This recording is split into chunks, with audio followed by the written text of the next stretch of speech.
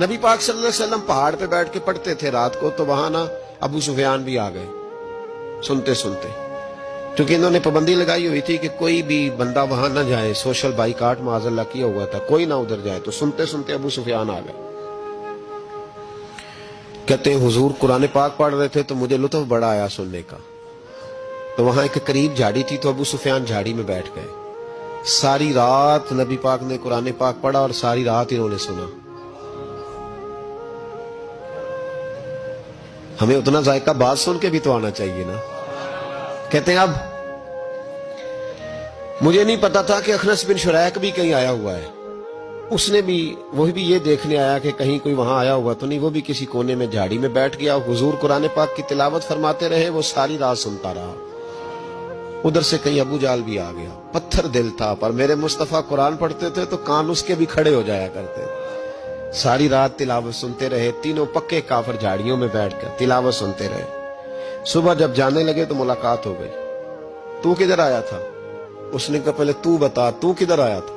میں تو آیا تھا دیکھوں کوئی آیا تو نہیں، میں تو کدھر؟ اس نے کہا میں بھی یہی دیکھنے آیا تھا کہ یہاں کوئی آتا جاتا تو نہیں۔ ابو جال زیادہ شاطر تھا، کہنے لگا خبردار کل کوئی نہ آئے، آج تو آ گئے کل نہ ہونا۔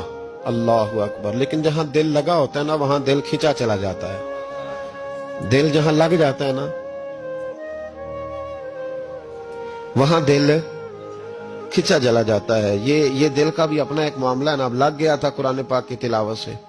کہتے ہیں رات کو اپنی چارپائی پہ لیٹے، درد اگرچہ جان کو ذل ہے، میں کیا کروں میرا دل ہے، غمیش کا اگر نہ ہوتا تو غم روزگار ہوتا، اور وہ مزہ آتش نے کہا تھا، وہ مزہ دیا ہے تڑپ نے کہ میری آرزو ہے یا رب میرے دونوں پہلوؤں میں دل بے قرار ہوتا۔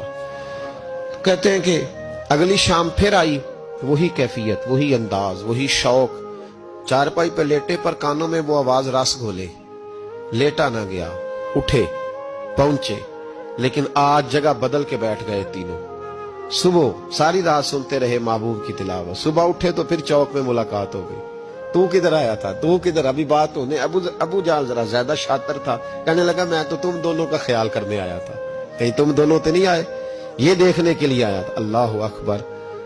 3 دن مسلسل آتے رہے اور میرے مصطفیٰ کریم کا ساری رات قرآن پاک سنتے رہے۔